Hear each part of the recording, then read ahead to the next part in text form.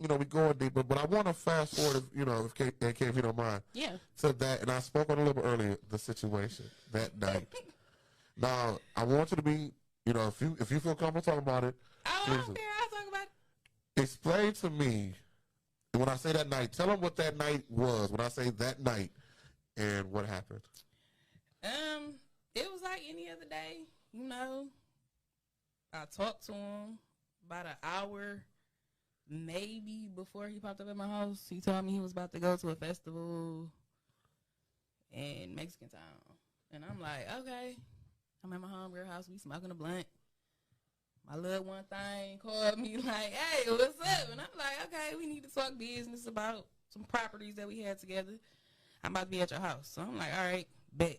I'm going to leave. I'm coming straight to my house because I want to see him. Okay. I get there. Nobody's there. So why you say you was at my house? You ain't here. He like, because you move too slow. I want to be there. So I'm like, all right, that makes sense. And this is a friend you have properties with. This is my friend. This is my business partner, basically. Okay. So I had been drinking earlier. It was 95 degrees. I was sick, throwing up on the way home, trying to hurry up and get home. So when I get there, I immediately jump in the shower. Soon as I'm about to get in, he called. I'm outside. I let him in. Whoop. And this is who? My friend. Okay. So he's sitting down chilling. I'm about to get in the shower, and I hear a tapping, like a key tapping on my door. So I know that's how our maintenance men tap on the door, but I'm butt naked. I'm about to get in the shower. I'm not about to go to the door. And he wasn't about to go check the door because he don't live there. Right. So getting in the shower, he come in the bathroom quick because my door was already open. He like, somebody trying to come in through your window. And I'm like, huh? Before I can say huh again, I hear boom, then shots. And I'm like, the fuck? So I'm standing in the shower like, oh, shit, what just happened? Like, right. What's going on? So we called 911 immediately. And he like, you know who that is? And I looked, and sure as shit, it was my son's father. And he didn't know that. He thought somebody was trying to break in your crib. Yeah, he really was protecting us. He didn't know him at all. He had never seen him before. They weren't friends. Right. They don't even stay in the same place. Like, he's never crossed paths with him before. Oh, my God. Wow. And my children were there. So it was a lot. The kids were there? Yeah. Oh, my gosh. Our son was actually out by where he fell after he got shot. And he said something the other day to my mom. And I'm just like, because he's on with autism, like, severe. Did he see? Because he hasn't said anything about it. But he just be randomly saying stuff about guns. And I'll be like, what do you watch? You watch SpongeBob all day. I know SpongeBob. Right. With the pistol out. So where did you get it from? But you did talk about how it affected you afterwards, too. Even though everything that y'all went through, even though, you know what I mean? Like, can you tell everybody how it affected you mentally and how you're trying to, how you're trying to get through it, I guess I would say. It hurt my feelings that he did that to me and my kids. Yeah. Because I knew he was out here doing a lot. I couldn't prove it, but I knew it.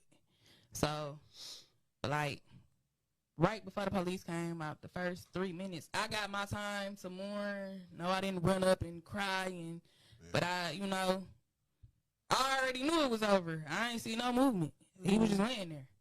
So afterwards, I started going to therapy. I started eating more. I stopped going out. Like, my friends were trying to pull me outside. People was threatening me, telling me I set them up, which I can't set a bum up.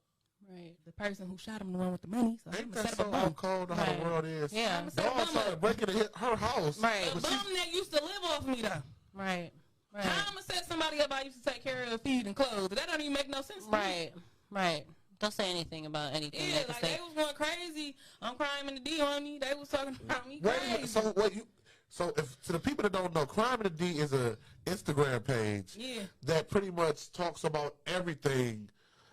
Homicide, accidents, anything crazy that happens in Detroit. Okay. Probably has about 100,000 followers. And they was going in on you on that too, like it was your fault. Some people was trying to hit, obviously. They like, damn, you must have some good shit. You got a motherfucker climbing through your window.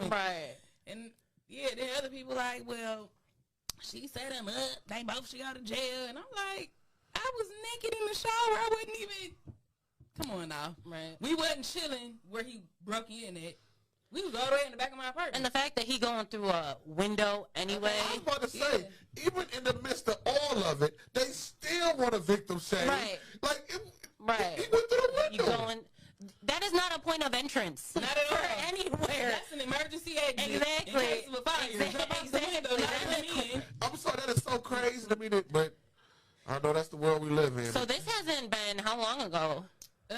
It'll be a year, July 19th. So you're still fresh, and I'm not even fresh, saying yeah. from the death, but Yeah. for everything. Yeah, it's still fresh. Like, I recently just talked to one of the chicks he was cheating on me with. Like, I went to her house and kicked it with her. Yeah, she is probably cool too. She was cool. We similar. You Right. know, she kept like me. Yeah. Do you think that